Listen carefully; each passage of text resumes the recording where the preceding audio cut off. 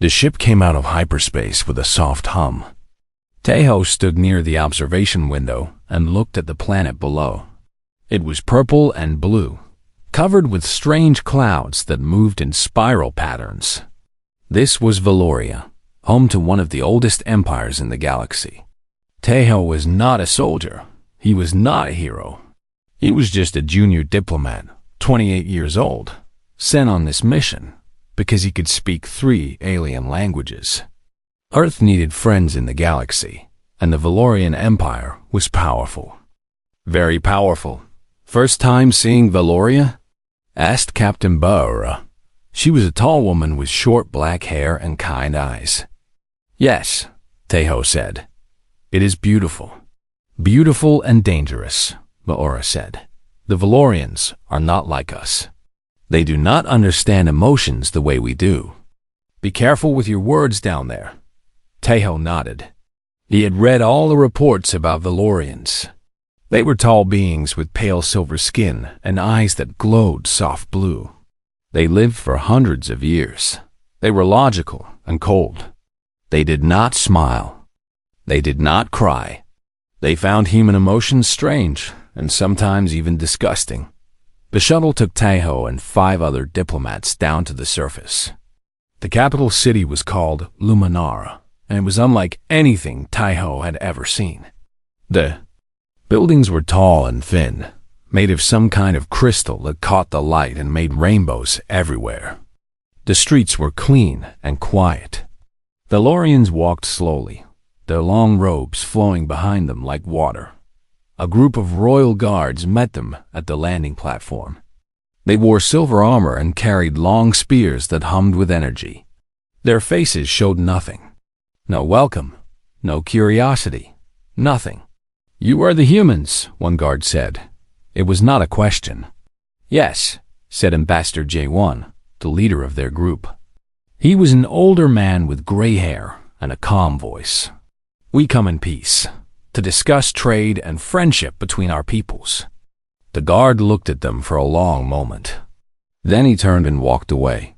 Follow, he said. They walked through the crystal streets for almost an hour. Tejo tried not to stare at everything, but it was hard. Everything was so different.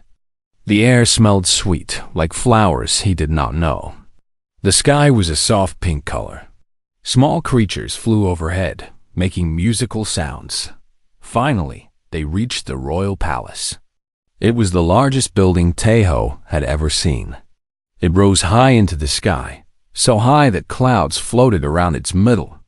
The walls were made of pure white stone, and thousands of windows glowed with golden light. Inside, the palace was even more impressive. The floors were smooth as glass.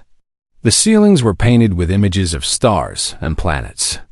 Everywhere, there, were Valorians in beautiful clothes, watching the humans with those empty, glowing eyes. They were taken to a great hall where the queen waited. Queen Hana sat on a throne made of living crystal.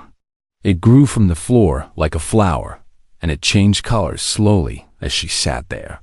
She was tall, even for a Valorian, and her silver skin seemed to glow from within.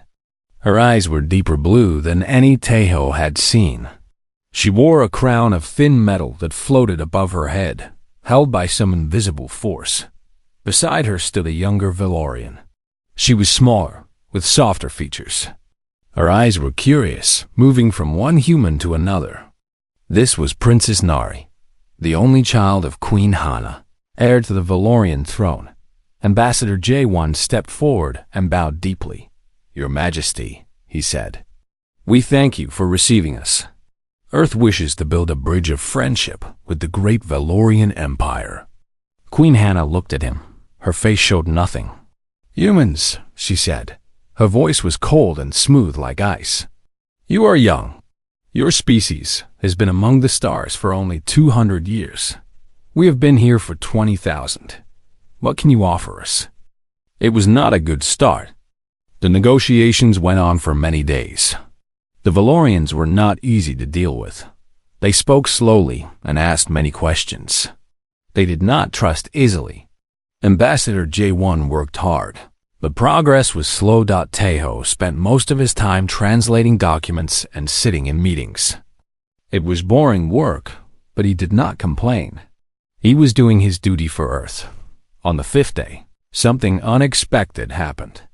Tejo was walking through one of the palace gardens. He had gotten lost while looking for the library. The garden was full of strange plants with glowing leaves and flowers that sang soft melodies. He stopped to look at one particularly beautiful flower when he heard a voice. "You are the human." He turned and saw Princess Nari standing behind him. She was wearing a simple blue dress, and her silver hair fell loose around her shoulders. Up close, she looked young. If she were human, Tejo would have guessed she was about 20 years old. But Valorians age differently. She could be 200. "Yes, Your Highness," Tejo said, bowing quickly. "I am Tejo. I apologize if I am somewhere I should not be." "This is my garden," Nari said, "but you may stay. I have questions." She walked closer, studying him with those bright eyes.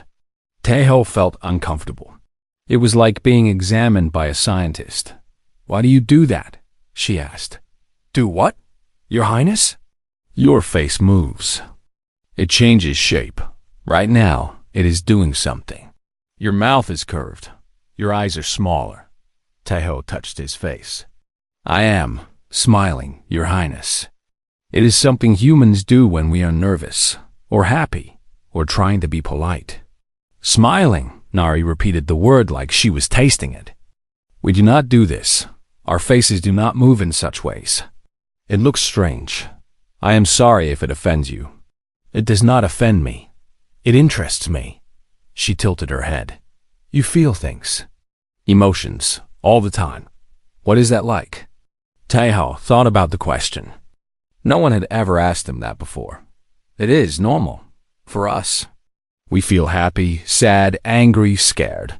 Sometimes all at once. It can be confusing, but it is part of being human. "Confusing," Nari said. "Yes, that is what I do not understand." "How do you function if your feelings control you?" "They do not control us," Tejo said.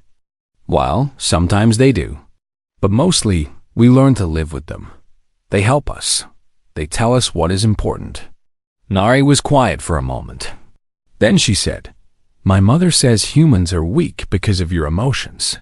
She says you will never be great because you cannot control yourselves." Tejo felt a small flash of anger, but he pushed it down. "With respect, Your Highness, I think Her Majesty is wrong. Our emotions make us strong. They give us reasons to fight, to protect, to build. Every great thing humans have done came from feeling something deeply." Nari's eyes widened slightly. It was the first expression Tejo had seen on a Valorian face. "You speak boldly," she said. "No one speaks against my mother." "I meant no disrespect," Tejo said quickly. "I only wanted to explain." "I understand." Nari looked at him for a long moment. "I would like to speak with you again. Human Tejo. You are different." After that day, Princess Nari found Tejo often. She would appear when he was in the library, or walking in the halls, or eating his meals. She asked him endless questions about humans. What did love feel like? Why did humans cry? What was laughter? Why did humans form families? Tejo answered as best he could. He found that he liked talking to Nari. Behind her cold Valorian surface, there was a curious mind. She wanted to understand things. She was not like the other Valorians who looked at humans with disgust or boredom. Ambassador J1 noticed the friendship. "Be careful," he warned Tejo. "The princess is important. If the queen thinks you are trying to influence her daughter, we could all be in danger." "I'm not trying to influence anyone," Tejo said. "She just wants to learn about us. Even so, be careful." A great banquet was announced for the 10th day of their visit. It was meant to celebrate the progress of the negotiations. Queen Hannah had finally agreed to discuss a small trade agreement. It was not much, but it was a start. The banquet hall was magnificent. Long tables filled the room, covered with strange foods and drinks. Hundreds of Valorians sat in their places, dressed in their finest clothes. The humans sat at a special table near the queen's throne. Teho wore his best formal uniform. He felt out of place among all the silver skin and glowing eyes, but he tried to stay calm. Princess Nari sat near her mother, and Teho thought she looked at him once or twice. The food was strange but good. There was music from instruments Teho did not recognize. For a while, everything seemed peaceful. Then Teho noticed something. A servant was moving through the crowd, carrying a tray of drinks, but something was wrong. The servant's movements were too quick, too nervous. His eyes kept looking toward the princess, and under his serving robe, Teho saw the shape of something. Something that looked like a weapon. Teho's heart began to beat fast. He looked around. There were other servants, all moving toward the royal table. All with that same nervous energy. All with shapes hidden under their robes. No one else seemed to notice. The Valorians were eating and talking in their slow, calm way. The guards stood at the walls, watching but not seeing. Teho stood up. Ambassador J1 looked at him with surprise. Teho, what are you doing? But Teho did not answer. He was watching the first servant reach the royal table. He was watching the servant's hand move under his robe. He was watching a blade come out, dark and curved, and aimed at Princess Nari. Teho did not think. He did not plan. He just moved. He ran. He pushed past Valorians and jumped over tables. He heard shouts behind him, but did not stop. The servant raised his blade high. Princess Nari turned, her eyes wide with confusion. 2 years had passed since the day Teho first set foot on Valoria. 2 years since he had thrown himself in front of poisoned blades to save a princess he barely knew. 2 years since everything changed. He stood now in the great hall of the palace, the same hall where the attack had happened. But it looked different now. The cold crystal walls were decorated with paintings, something Valorians had not done in thousands of years. Music played softly from instruments that had been silent for centuries. And the Valorians themselves were different. They smiled now. Some of them. A little. Teho had kept his promise. He had returned to Earth for 3 months, been celebrated as a hero, given medals and speeches and more attention than he ever wanted. But his heart was never really there. His heart was on Valoria with Nari, waiting for him. He came back as Earth's first permanent ambassador to the Valorian Empire. With him came a team of specialists, psychologists, artists, musicians, teachers, all of them chosen to help Valorians rediscover what they had lost so long ago. The work was slow. The changes in Valorian biology that had suppressed emotions were deep and complicated.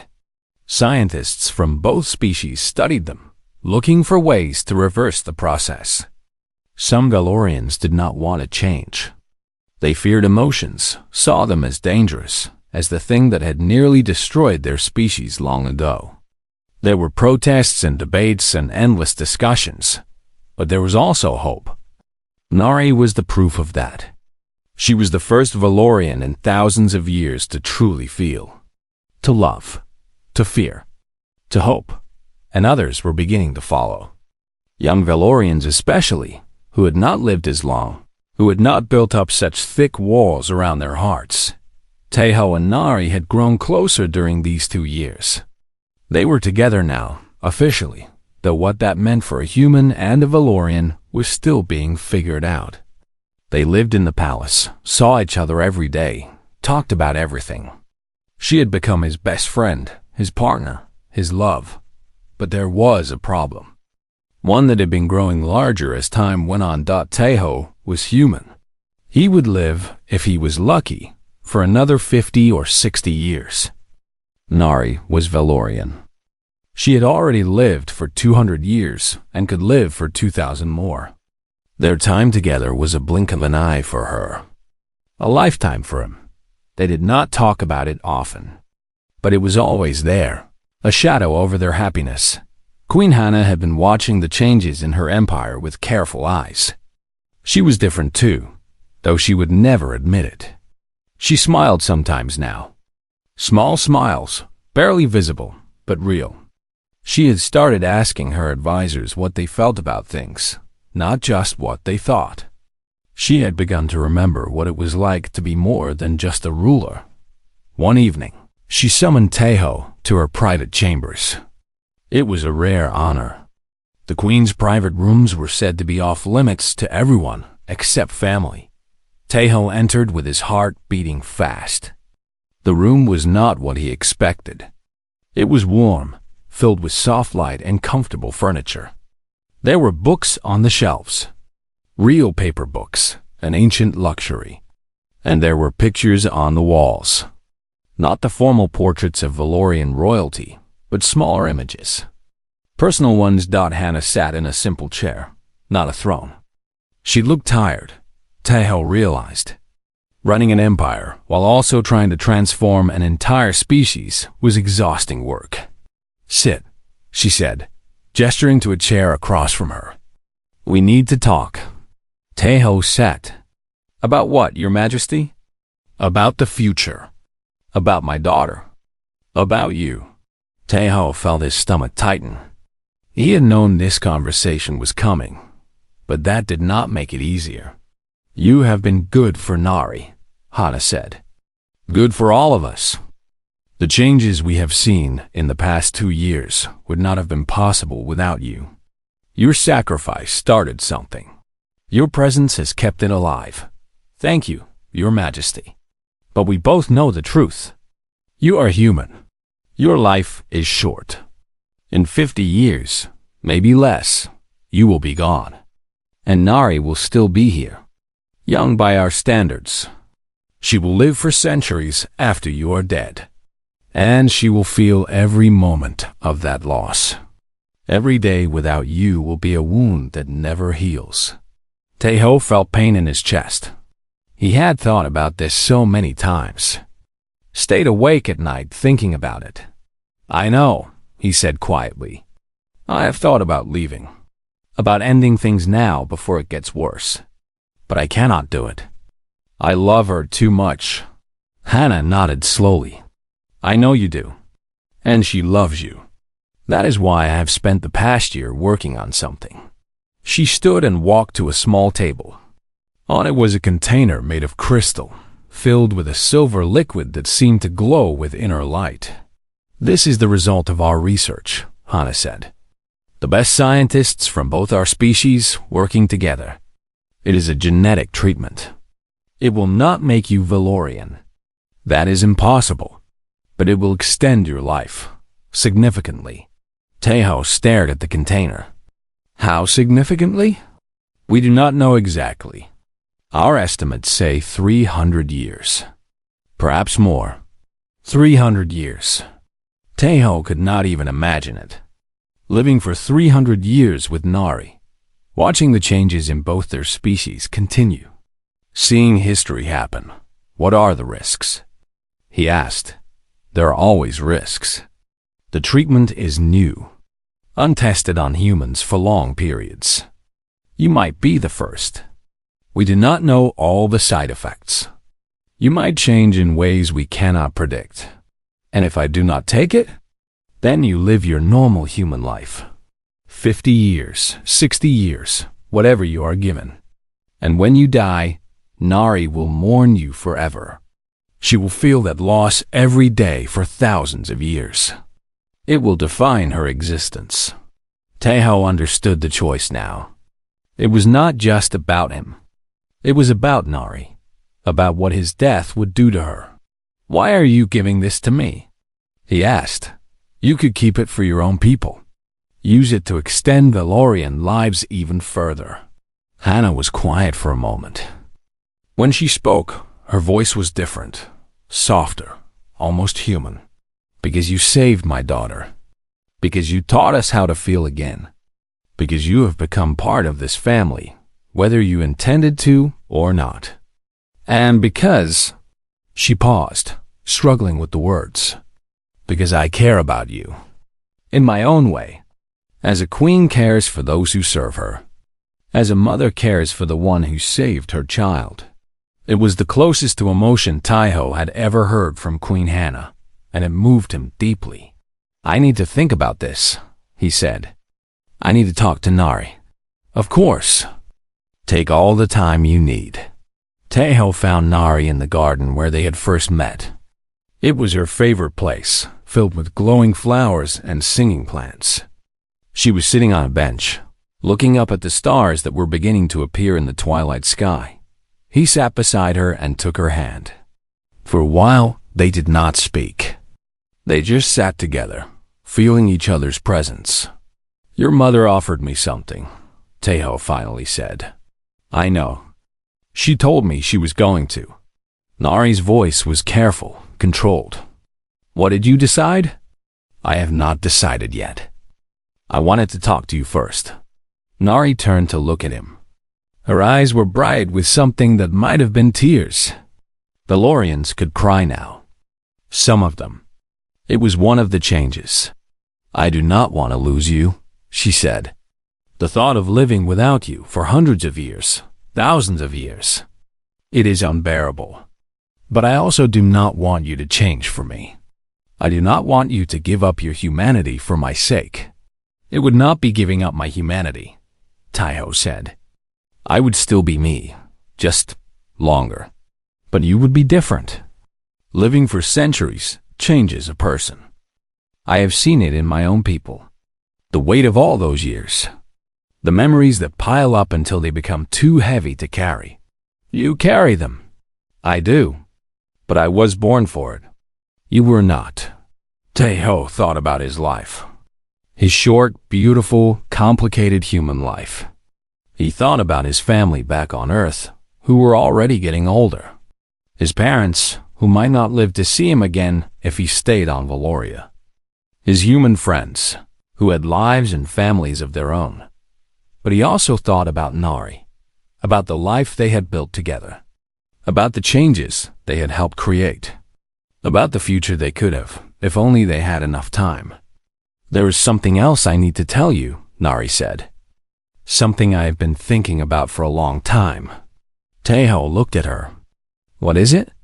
If you take the treatment, if you choose to stay with me for centuries, I want more than what we have now. I want to bind my life to yours, officially, completely. What do you mean? Nari reached into her pocket and pulled out a small object. It was a ring, simple silver, with a single gem that glowed with soft blue light. A human tradition, Taiho realized. She had learned about human traditions. In your culture, people give rings to ask for commitment, Nari said. I know it is usually the male who asks, but I am a princess, and we do things differently. Taiho, will you be my partner? My husband, in human terms? Will you stand beside me, not as an ambassador, but as family? Taiho felt his heart stop. Then start again, beating faster than ever. You are asking me to marry you? Yes, but more than that. In Valorian culture, there is a ceremony, a bonding. It is deeper than human marriage. It connects two lives together forever. If one of us dies, the other feels it. It is not done lightly. It is not done often. But I want to do it with you. And your mother would approve? Nari smiled. Who do you think helped me get the ring? Taiho laughed. He could not help it. After everything that had happened, after all the drama and the danger and the politics, it came down to this. She turned to face him, and for the first time, Taiho saw something in her eyes. Something that might have been the human fleet arrived on a cold morning. 50 ships came out of hyperspace, their silver hulls catching the light of Valoria's distant sun. They were small compared to Valorian warships, but they came with determination written in every line of their formation. Taiho watched from his window as the ships took position in orbit. His heart was heavy with fear and hope all mixed together. His people had come for him. They had not forgotten. But what price would everyone pay? Admiral Ji Yeon commanded the fleet. She was a stern woman with iron-gray hair and eyes that had seen too many battles. A voice came through the communication systems, echoing across the palace and the city below. This is Admiral Ji Yeon of the Earth Alliance Fleet. We have come for our citizen, Taeho. He has been held against his will for too long. We demand his immediate release. Failure to comply will be considered an act of war. The words hung in the air like a storm, waiting to break. Queen Hana stood on the highest balcony of the palace, looking up at the human ships. Her advisors surrounded her, all of them speaking quickly about battle plans and defense systems. But Hana was silent. She was thinking. Nari stood beside Taeho in his room, both of them watching the scene unfold. What will my mother do? Nari asked. Her voice was afraid. She had learned to feel fear now, and she did not like it. I do not know, Taeho said, but I need to stop this. I cannot let people die because of me.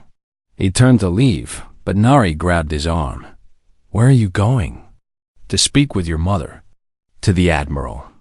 To anyone who will listen. This madness has to end. Nari looked at him for a long moment. Then she nodded. I will come with you. They walked through the palace together, past guards who watched them with curious eyes, past servants who stepped aside in silence. The palace was tense, everyone waiting for something terrible to happen. They found Queen Hana in the war room. It was a vast circular chamber filled with floating screens and glowing maps. Admirals and generals stood at attention, discussing strategy in low voices.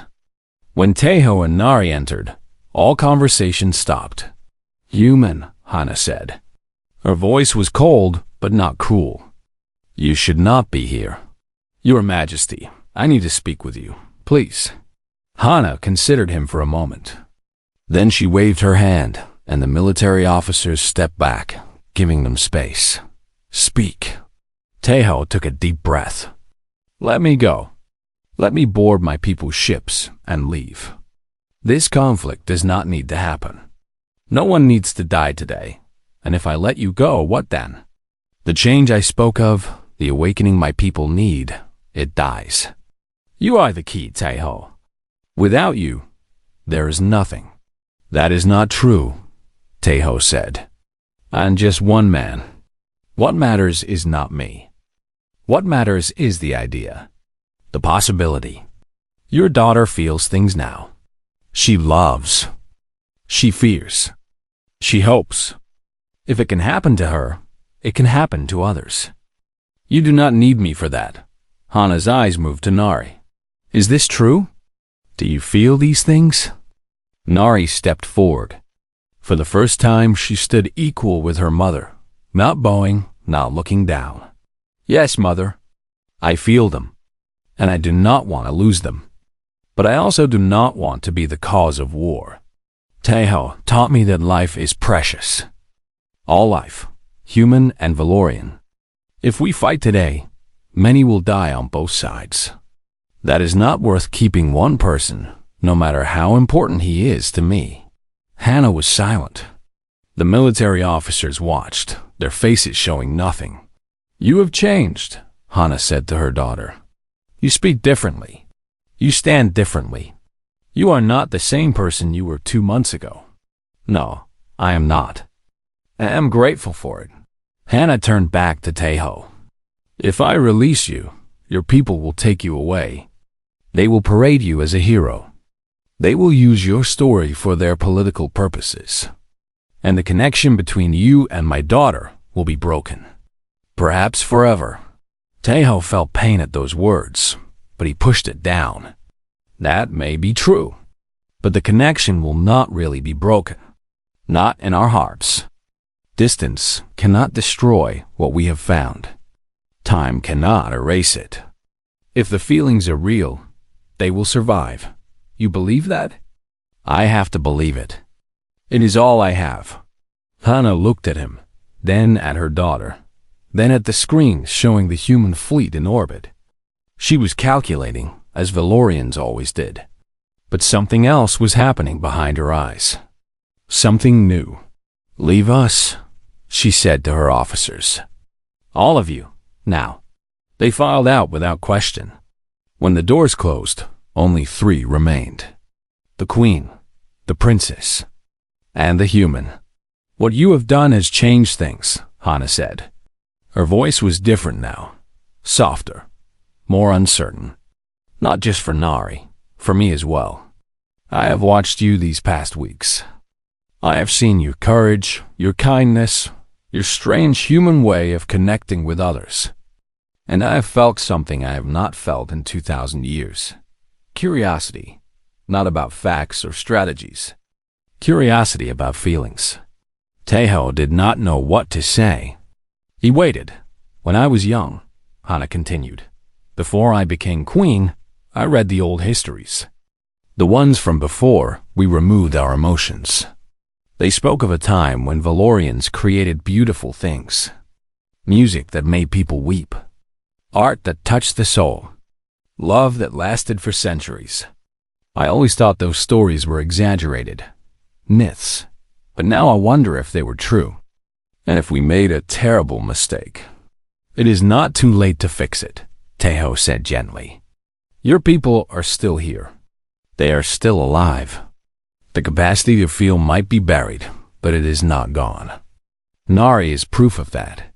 Hana nodded slowly. "Yes, she is. And you made that happen. You, a human who came here by chance, who nearly died for a stranger, who showed us something about ourselves we had forgotten."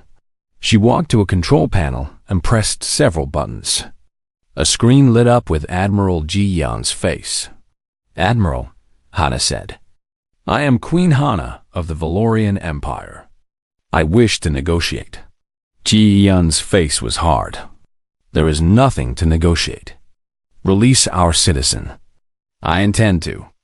But I propose a meeting first. You, me, and Taeho. On neutral ground. A space station between our fleets. I have things to say that your government needs to hear." Ji-Yeon considered this. "What kind of things?" "Things about the future. About the relationship between our species. Things that could change everything." There was a long pause. Then Ji-Yeon nodded. "Very well. 1 hour. Neutral ground. But if this is a trick, Queen, there will be consequences." "It is not a trick, Admiral. I give you my word." The meeting took place on an old space station at the edge of Valorian space. It was small, meant for traders and travelers, now cleared out for this historic moment. Armed guards from both sides stood watch, but there was no violence. Just tension. Tae-Ho entered the meeting room with Queen Hana and Princess Nari. Admiral Ji-Yeon was already there with 3 of her officers. The Admiral's eyes found Taeho immediately. "Taeho," she said, "are you well? Have they hurt you?" "I am well, Admiral. They have treated me with kindness." "Kindness?" Ji-Yeon looked skeptical. "They refused to let you leave for months." "There were reasons. Complicated reasons. Please, let the Queen explain." Hana stepped forward. She was out of her element here, away from her throne and her palace. But she held herself with dignity. "Admiral," she began, "I owe you an apology and an explanation." Over the next hour, Hana spoke. She told the Admiral everything she had told Taeho. About the ancient Valorians. About the removal of emotions. About the emptiness that had followed for thousands of years. About how Taeho's sacrifice had awakened something in her daughter. And about how she hoped it could awaken something in all Velorians.G-Yeo moistened without interrupting. When Hana finished, the Admiral was quiet for a long time. "That is quite a story," Ji-Yeon finally said. "It is the truth. I believe you. But that does not explain why you refused to release Taeho. Why you made us bring a fleet to get him back." Hana lowered her head slightly. For a Valorian, it was an incredible show of humility. I was afraid, she said. Afraid that if he left, the chance for change would leave with him. I was wrong. I see that now. The change does not depend on one person. It depends on all of us. On Valorians choosing to feel again. On humans helping us remember how. On two species working together instead of standing apart. Ji Yin looked at Taeho. What do you think? Should we trust her? Taeho thought carefully before answering. I have lived among Valorians for 2 months. I have seen their culture, their history, their struggles. They are not our enemies, Admiral. They are lost. They have been lost for thousands of years. And we, with all our messy human emotions, might be the ones who can help them find their way back. That is a lot of responsibility to put on humanity. Maybe. But if there is one thing humans are good at, it is feeling things too much. We have plenty to share. Ji Yan almost smiled. You have changed, Taeho. You used to be a quiet junior diplomat who could barely speak in meetings. Now you are giving speeches about species-wide transformation. People change, Taeho said. That is what being human means. The negotiation went on for several more hours. By the end, an agreement was reached. Taeho would return to Earth, but only temporarily. He would come back to Valoria as an official ambassador, with a team of humans who would work with Valorians to study their emotional suppression and find ways to reverse it. It was a project that might take decades, maybe centuries, but it was a beginning. When the meeting ended, Nari approached Taeho. They stood apart from the oath. 3 weeks passed since Taeho had taken the poisoned blades. His wounds had healed completely, leaving only thin white scars on his skin. The Valorian doctors called it a miracle. They said human bodies were like nothing they had ever studied. Weak in many ways, but incredibly good at repairing themselves. Taeho was given his own quarters in the palace. It was a beautiful room with high ceilings and windows that looked out over the crystal city. A bed too large for one person. Clothes made of fabric softer than anything on Earth. Food delivered 3 times a day by silent servants. It was like living in a dream. But sometimes, dreams can feel like prisons. He was not allowed to leave the palace. This was for his protection, the queen said. There were still enemies out there. People who might want to hurt him because of what he had done. But Taeho felt the walls closing in. He was used to freedom, to walking where he wanted, to choosing his own path. Princess Nari visited him every day. She was his only real connection to this world. They would talk for hours about everything.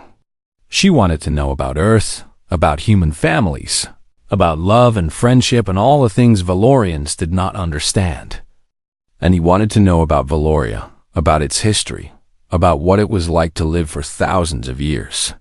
Do you ever get lonely? Taeho asked one day. They were sitting in his room, drinking a warm purple liquid that Valorians enjoyed. Lonely, Nari repeated. I know this word, but I do not think I understood it before. Valorians do not feel loneliness. We are content with ourselves. We do not need others the way humans do. But do you want others? Nari was quiet for a moment. I did not think I did. But now, she looked at him. Now I am not sure. When you were dying, when I thought I might never speak with you again, I felt something. An emptiness. A cold space inside me. Is that loneliness? Yes, Taeho said softly. That is exactly what it is. It is terrible, Nari said. I do not like it. No one likes it. But it is also what makes connections so precious. The fear of losing someone makes us appreciate them more. Nari nodded slowly, understanding. Every day, Taeho could see her changing. The cold mask of the perfect Valorian princess was cracking. Underneath, there was someone real. Someone who felt things. Someone who wanted to feel things. The news from Earth came 1 month after Taeho's sacrifice. A message from the human government, delivered through official channels. Earth was sending a ship to collect Taeho. They wanted their hero back. Ambassador Jaewon had already returned to Earth and told everyone what had happened. Taeho was famous now, the man who had saved the alien princess. News programs talked about him. Children drew pictures of him.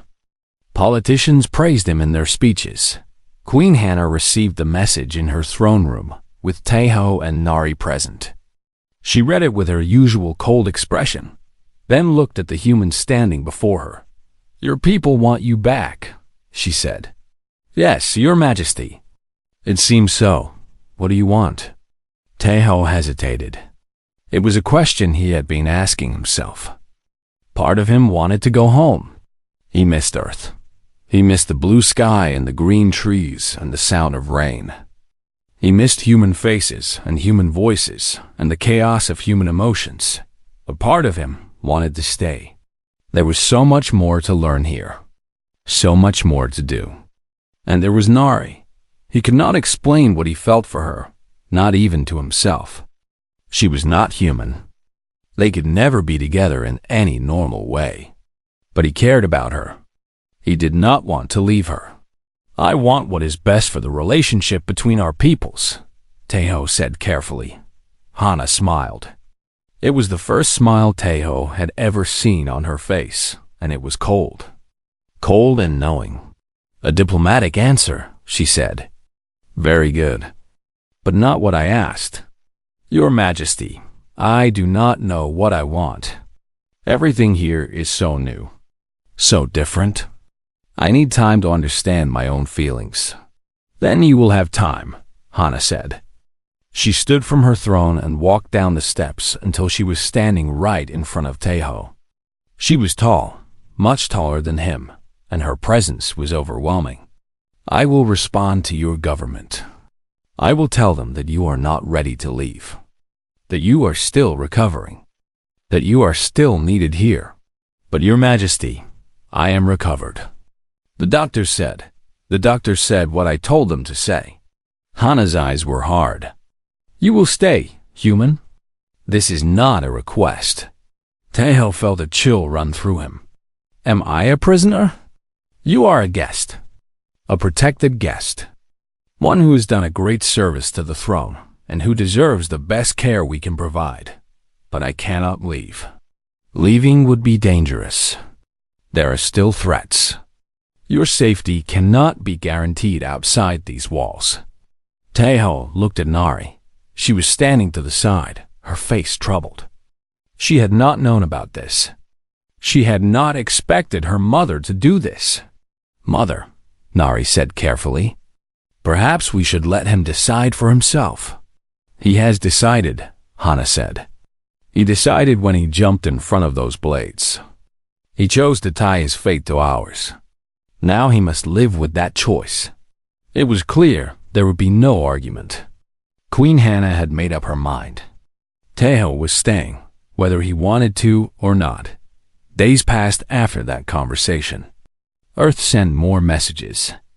Each time, Queen Hannah replied with the same answer. Taeho was not ready to leave. His health required more attention. The political situation was delicate. There was always an excuse. Taeho tried to accept his situation. He was comfortable. He was safe. He had everything he needed. But he was not free. And for a human, that was the worst thing of all. He started exploring the palace more. The guards watched him, but did not stop him. He walked through endless hallways, discovering rooms he had never seen. Libraries filled with books in languages he could not read. Gardens with plants that responded to touch. Halls where ancient battles were recorded in moving images on the walls. One day, he found something unexpected. A door that was locked. Unlike every other door in the palace, which opened automatically when you approached, this one stayed closed. "What is behind this door?" Taeho asked a passing servant. The servant looked at the door, then quickly looked away. "That is the Hall of Memories, honored guest. It is not for visitors." "Memories?" I cannot say more. Please, go back to your quarters. That night, Tejo asked Nari about it. The Hall of Memories, she said slowly. I have not been there in many years. It is where we keep the records of our people. Every important moment in Valorian history is stored there. Every great victory, every terrible loss. Why is it locked? Because memories can be dangerous. Some things are better forgotten. Tejo did not understand, but he did not push. There were many things about Valorian culture he did not understand. Maybe some things were not meant to be understood. Another week passed. Tejo's situation became known throughout the galaxy. Humans were angry. They said the Queen was holding their hero hostage. Protests happened outside Valorian embassies on a dozen different planets. The relationship between the two species, which had seemed so promising after Tejo's sacrifice, began to break down. Captain Boora sent him a secret message. It arrived hidden inside a normal communication, coded in a way only humans would understand. We are coming for you, the message said. Earth is sending a fleet. We will not let them keep you. Be ready. Tejo did not know how to feel. Part of him was glad. His people had not forgotten him. They were coming to save him. But part of him was scared. A human fleet against Valoria? It would be a disaster. The Valorians were so much more powerful. So many people would die.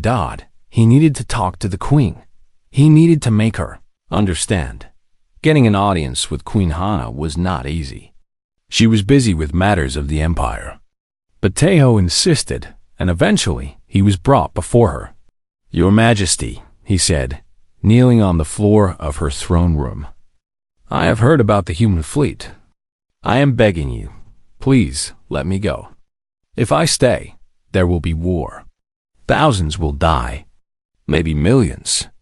All because of me. Hana looked at him from her throne. Her face was still unreadable. You underestimate the importance of what has happened, she said. You saved my daughter. You, a human with no hope of survival, threw yourself into danger for a Valorian. Do you know what that means? I was trying to help. You were trying to die. And in doing so, you showed us something we had forgotten. Something we had lost thousands of years ago. Tejo frowned. What do you mean? Hana stood and walked to a window. Outside, the crystal city glittered in the eternal twilight. Long ago, Valorians were not like we are now. We felt things. We loved. We cried. We laughed. But emotions made us weak. They caused wars, betrayals, terrible suffering.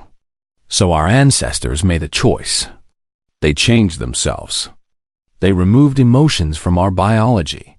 They made us logical, calm, controlled. They made us survive. You removed your ability to feel? We thought it was the only way. And for thousands of years, it worked. We built an empire. We conquered star systems. We became the most powerful species in the galaxy. But we also became empty. We do not create art anymore. We do not write songs. We do not love our children the way parents should love children. We exist, but we do not live. Tejo listened in stunned silence. He had never imagined this. Then you came, Hana continued. A small, weak, emotional human. And you showed us what we had lost. You showed us sacrifice. You showed us courage that comes from the heart, not the mind. You showed us that emotions are not weakness. They are strength. Tejo reached her just as the blade came down. He threw himself between the princess and the attacker. Hence the great hall was chaos. Valorians ran in all directions, their usual calm completely broken. Guards fought with the attackers, energy spears clashing against dark blades. Screams filled the air, sounds that had not been heard in this palace for 1,000 years. Queen Hana stood from her throne, her eyes blazing with cold fury. With a wave of her hand, she sent a pulse of pure energy across the room. The remaining attackers fell to the ground, frozen in place by her power. She was the queen. She was the most powerful being on this planet. And someone had dared to attack her daughter in her own home. "Secure them," she commanded. Her voice was ice. "I want to know who sent them. I want to know everything." But Princess Nari did not hear her mother's words. She was on her knees beside the fallen human, her hands covered in his blood. Red blood, so different from the pale silver that flowed in Valorian veins. It was warm. It was everywhere. "He's dying," Nari said. Her voice was strange. It shook. It broke. She did not understand what was happening to her. "Mother, he's dying." Queen Hannah looked down at the human. He lay still on the crystal floor, his face pale and his breathing weak. 3 wounds marked his body. 3 deep cuts from poisoned blades. Any one of them would have killed Nari instantly. The human had taken all 3. Why did he do this? Hannah asked. It was not a question filled with emotion. It was genuine confusion. He is not her guard. He is not her family. He had no duty to protect her. Why did he throw away his life? No one could answer. A healer rushed forward, a tall Valorian with silver robes. He examined the human quickly, his hands moving over the wounds. His face, usually empty of expression, showed something like worry. "The blades were poisoned," the healer said. "Shadow toxin. It is designed to kill Valorians within minutes. I do not know how it will affect a human. Their biology is different. Will he survive?" Nari asked. She was still holding the human's hand. She did not know why she was doing this. She had never touched anyone like this before. "I do not know, Your Highness. Human bodies are weak, but they are also strange. They sometimes survive things that should kill them." Queen Hannah watched her daughter. Something was happening to Nari. Her face was moving, changing, showing things that Valorian faces never showed. Fear, worry, sadness. These were human emotions. Weak emotions. And yet, seeing them on her daughter's face did not disgust Hannah as she expected. It confused her.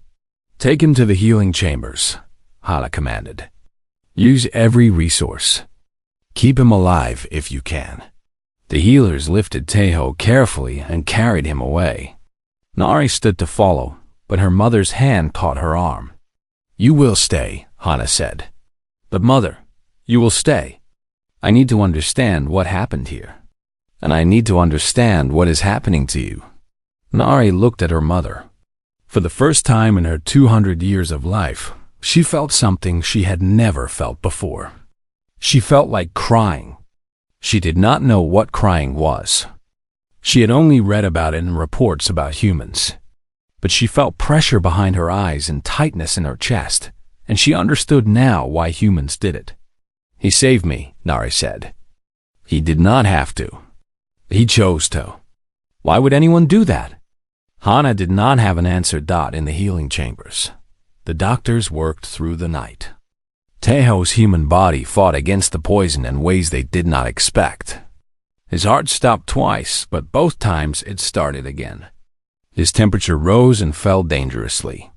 His blood pressure dropped to almost nothing, then somehow climbed back up. The other human diplomats were brought to wait outside the chamber.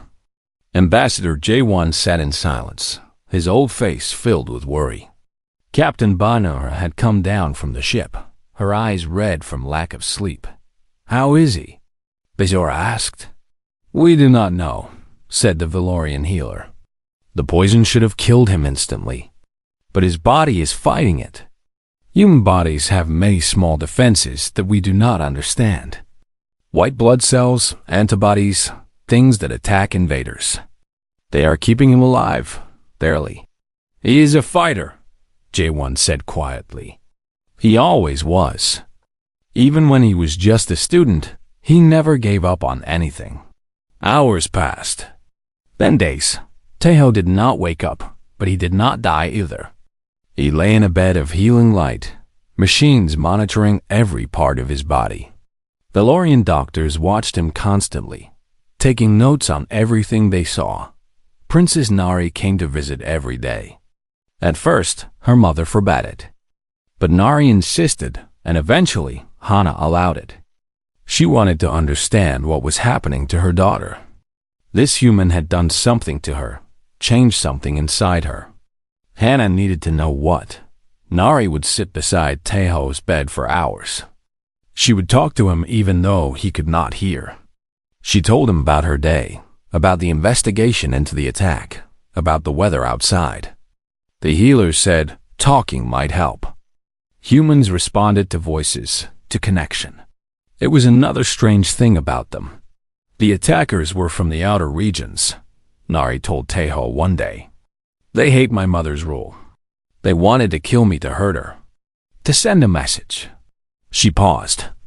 But you stopped them. You, a human who had known me for only a few days. Why? I have thought about this question so many times, and I still do not understand. Of course, Teiho did not answer. He just lay there, breathing slowly, fighting his invisible battle. On the 5th day, something changed. Teiho's eyes opened at first. He did not know where he was. The light was too bright. The air smelled strange. His body felt heavy and wrong. He tried to move, but pain shot through him like lightning. "Do not move," said a voice. It was soft and worried. A voice he knew. He turned his head slowly. Princess Nari was sitting beside him, her blue eyes wide with something he had never seen in them before. Hope. "You are awake," she said.